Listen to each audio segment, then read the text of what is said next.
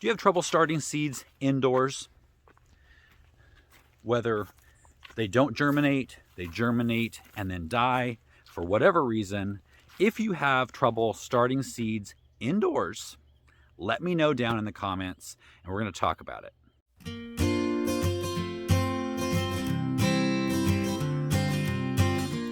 Hey, I'm Brian with Next Level Gardening. If you're looking to join an online garden community that offers tips, tricks, and support to help take your garden to the next level, you're in the right place.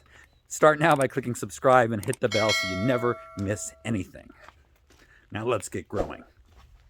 So I got to ask you a question. Do you guys ever feel like a failure when it comes to gardening? Do you ever consistently have issues with something that other people seem to very easily do?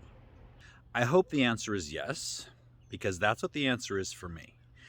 And I feel like a fraud coming on here and talking about this because I'm the guy that's supposed to be, I'm supposed to know everything and do everything right because I'm teaching thousands of people, which is a huge responsibility. But it doesn't take away the fact that I am human and I have difficulties with certain things, even when it comes to gardening.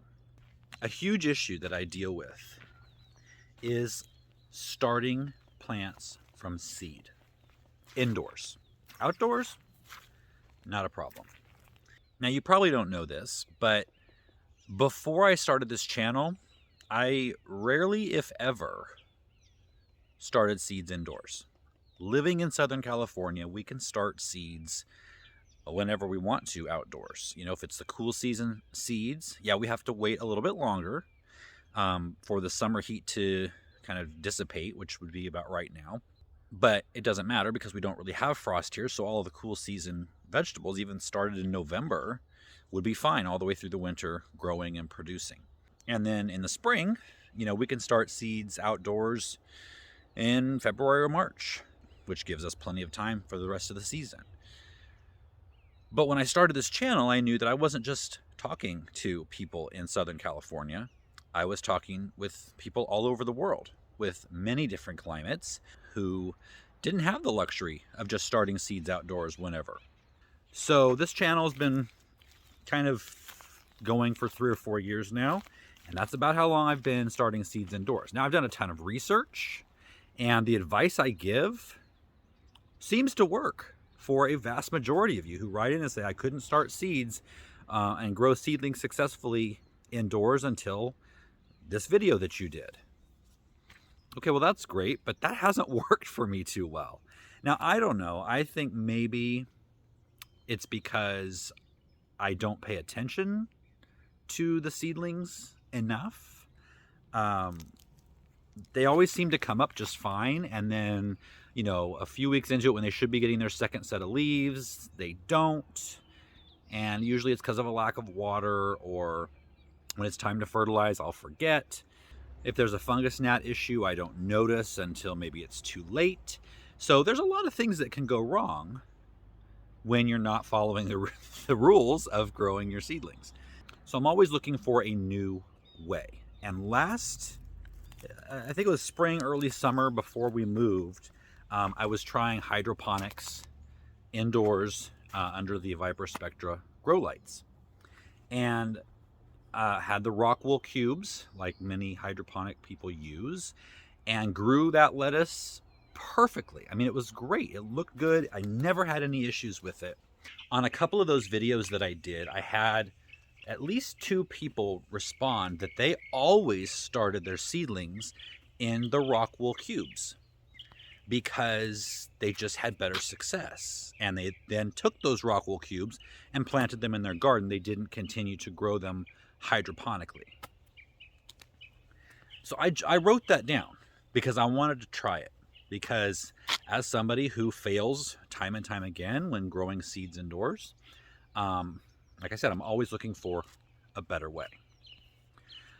So a few weeks ago, after my first set of seedlings didn't work out too well, I thought this is the perfect time to try. So I set up the same trays as before. I got some rock wool cubes, and I started the seeds under the Viper Spectra lights. And I have been very pleasantly surprised with the results. Let me go show you. They're at the point right now where I'm hardening them off. So I brought them outside because whoever says we don't have seasons in Southern California either hasn't lived here long or doesn't live here. We do have seasons. Now, they may be a little more subtle than the rest of the country and the world, but we do have seasons. It is now, into the 40s at night, 70s during the day. So it's still nice, but it was cold this morning. So a couple of days ago, I moved them outside. I still have them under the grow lights because I don't want to have to deal with that hardening off process yet for lighting, but for cold, I wanted to get them a little bit more used to the cold rather than being in the house, all this time. So let me take a look. So I've got the Viper Spectral light here. It's still providing everything they need sunlight-wise. But look at this. This is the best my seedlings have looked in a while. But look at this cabbage. I mean, nice and thick and healthy. If I lift one of these blocks out, we've got a good root system.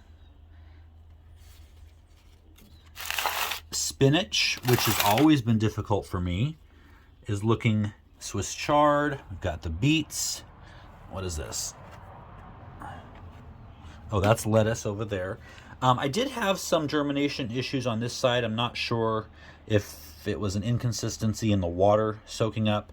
But overall, I mean, this is all looking really good. So the idea now would be to, I'm going to start hardening them off now.